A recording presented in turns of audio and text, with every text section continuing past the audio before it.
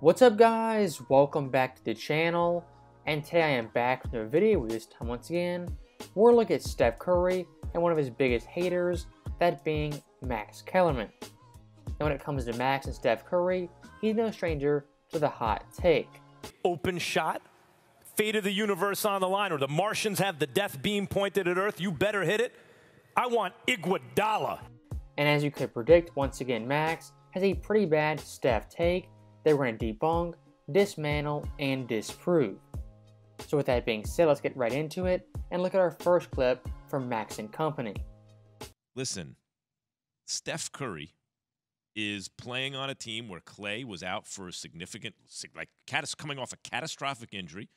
He's getting older. Dre's getting older. Steph is coming off an injury. Steph's coming off an injury. KD's not there anymore, right? What there seems to be, to me, a lot on the line for Steph in his legacy. And when I say that, Key, I could feel it already before you jump down my throat.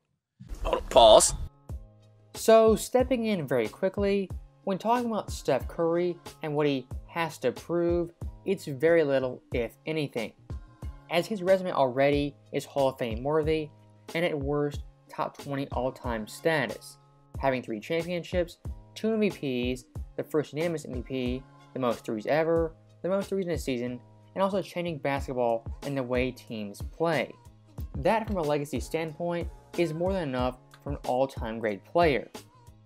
And if you want to go further than that, looking at Steph in his prime in the playoffs, since 2015, his numbers are otherworldly, averaging 27.2 points per game, 5.9 assists, 5.7 boards on 45, 40, and 89 splits, and 6 times has averaged above 30 points in a playoff series. Make no mistake, Steph Curry in the playoffs is elite and plays at an all-time great level.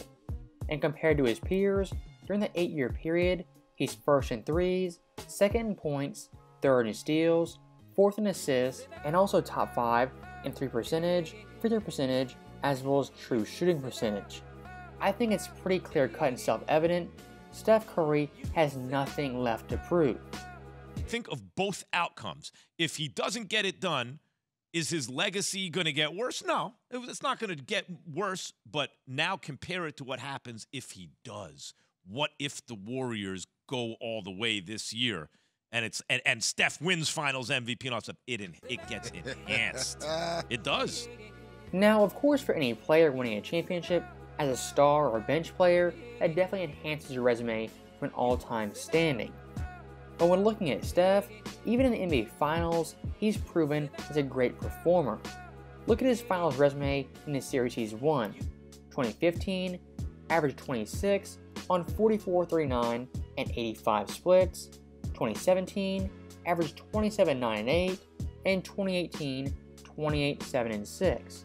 Even in 2019 when he lost, he averaged 30 points per game on 41, 34, and 95 splits. Once again, any casual NBA fan can know this, Steph Curry in the finals is a great performer, and the narrative he chokes is simply overblown. Not at all whatsoever. He changed the game. You see that shot right there? Bang!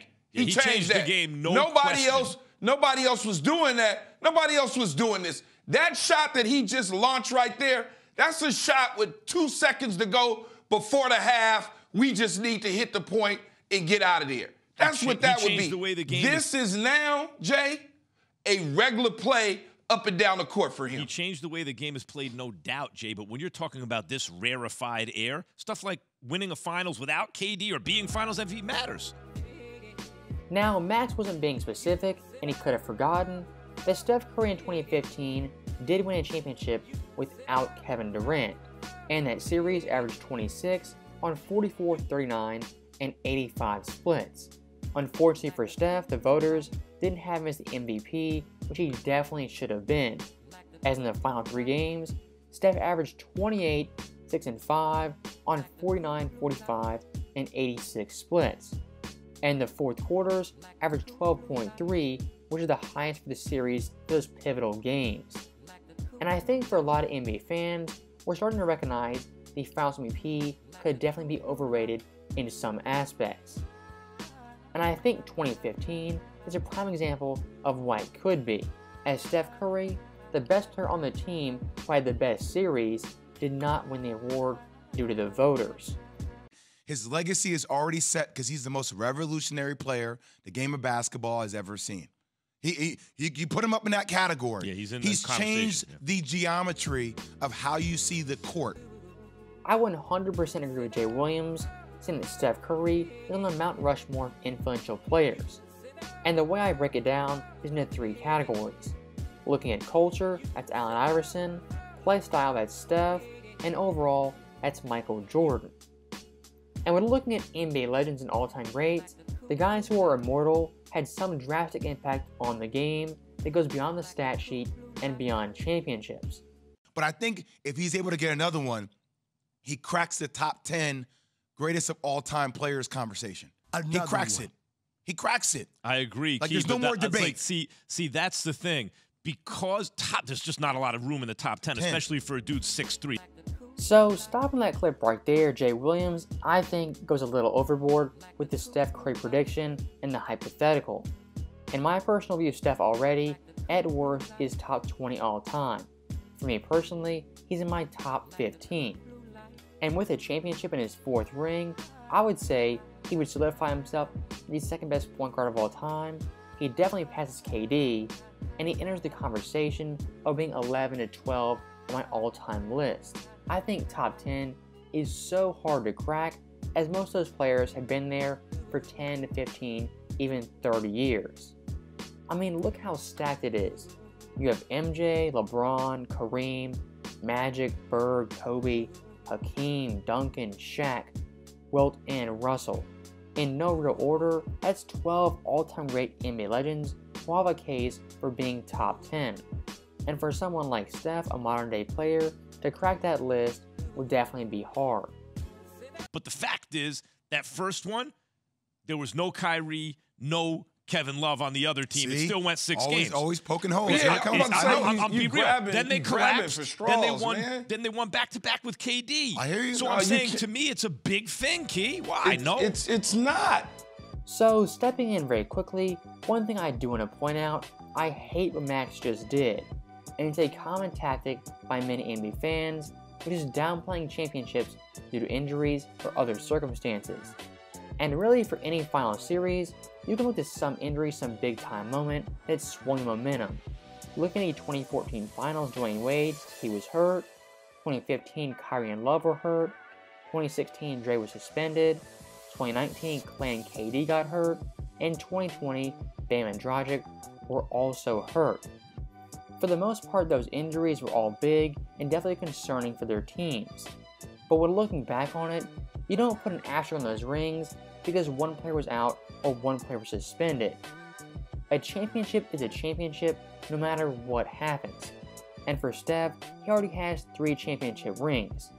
So what I ask from Max Kellerman, stop treating Steph Curry like he's Chris Paul and has 0 rings and is looking for his first. If Steph gets number 4, that'll be great and amazing. But it's not going to be like Chris Paul win his first ring in over 15 years. Because once again, Steph Curry is a proven champion as well as finals performer. Just the question is Magic, Bird, and these guys, who you're comparing them to. So, it's not enough just to be amazing. Everything you add to it helps you. So that is the last clip from Max, where once again I think he's overrating the Finals MVP. And looking at a couple NBA legends and their championship rings, when it comes to Larry Bird, for 2 out of 3 championships, he was a Finals MVP. When it comes to Magic, 3 out of 5, Duncan 3 out of 5, Kobe 2 out of 5, and Kareem 2 out of 6. Despite those players not having every single Finals MVP, they're still regarded as top 10 players and all-time great legends. And for Steph, that's no different. And when it comes to the NBA Finals, if he wins MVP, for casual NBA fans, that would change a lot. But for me, what's most impressive is Steph Curry winning a championship with the Warriors 3.0.